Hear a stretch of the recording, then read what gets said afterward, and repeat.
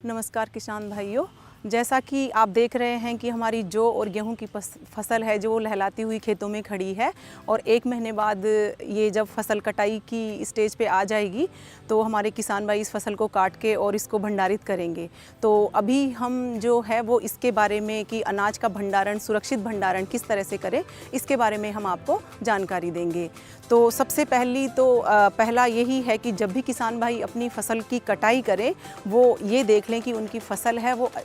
पूरी तरह से पकी हुई होनी चाहिए। उसके बाद में जब भी आप फसल को काट के खेत में एक जगह पे जहाँ पे इकट्ठा करते हैं, ढेर लगाते हैं, तो वो जो एरिया है वो एकदम साफ़ सुथरा होना चाहिए और उसके आसपास है वो नमी का सोर्स है वो कम होना चाहिए, नमी नहीं होनी चाहिए, साफ़ सुथरा होना चाहिए, चूहे के बिल वगैरह नहीं होने चाहिए। जब आप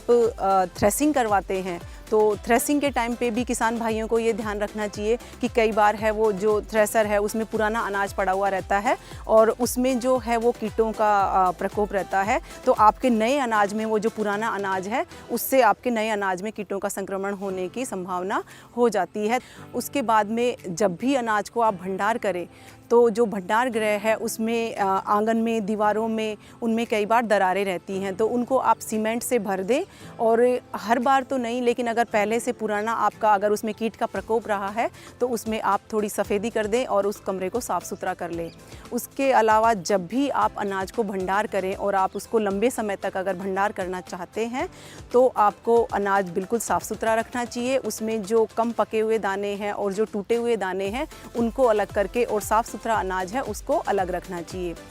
जब भी आप अनाज को भंडार करें तो किसान भाइयों को एक बात ज़रूर ध्यान रखनी चाहिए कि वो गर्म नहीं होना चाहिए। दोपहर के टाइम पे आप उसको भंडार गृह में ना रखें, जब वो ठंडा हो जाए उसी टाइम पे आप उसको भंडार गृह में रखना चाहिए, क्योंकि जब गर्म होता है तो उसमें कीटों का प्रकोप होने की संभावना ज़्यादा रहती है। जब भी आप बोरियों का ढेर जब भंडार गृह में लगाते हैं तो उसको सीधा आंगन में ना रखें, लकड़ी के फट्टों पर रखें और जो आपकी दीवार है, दीवार से और बोरियों के बीच में 30 सेंटीमीटर की दूरी ज़रूर बना के रखें और एक जो बोरियों का ढेर है वो आप 3 मीटर से ज़्यादा ना रखें और छत के बीच में आप 60 सेंटीमीटर की दूरी बना के रखें। उससे क्या है कि आप समय समय पर आप अपने भंडार गृह का निरीक्षण कर सकते हैं और उसमें जो प्रॉपर जो हवा का जो बहाव है, प्रॉपर वेंटिलेशन है वो भी उसमें हो सकता है। तो इन सब बातों का आप किसान भाइयों को ध्यान रखना चाहिए। आप अपने अनाज को भंडार करें तो उस टाइम पे ये ज़रूर देख लें कि उन दानों में जो नमी की मात्रा है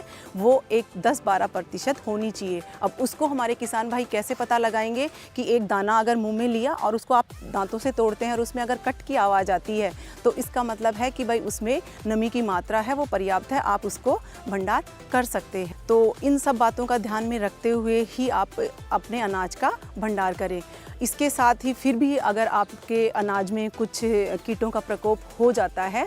तो सबसे आखिर में हम कीटनाशकों के उपयोग पे जाएंगे और जो अनाज के लिए, खाने के लिए हमने जो अनाज रखा है उसमें आप दवाई नहीं डालेंगे, लेकिन जो आपने बीज के लिए रखा है उसमें आप मैलाथियोन 250 ग्राम प्रति क्विंटल के हिसाब से डाल सकते हैं। उसके अलावा आप एल्यूमिनियम फॉस्फाइड जो है वो एक गोली 3 ग्राम की आती है वो 1 टन में डाल सकते हैं और अगर आपने खुले में अनाज रखा हुआ है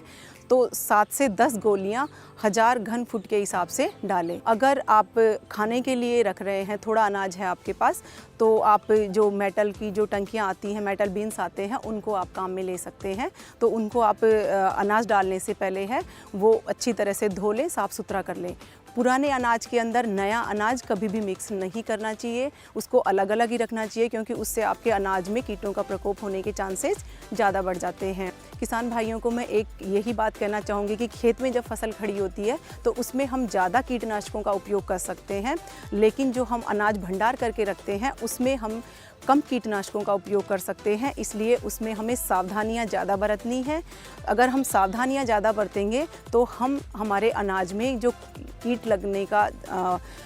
कीट कम से कम लगे ऐसा हम कर सकते हैं। तो इन सब बातों को ध्यान में रखते हुए ही हमारे किसान भाई है वो अपने अनाज का भंडारण करें। धन्यवाद।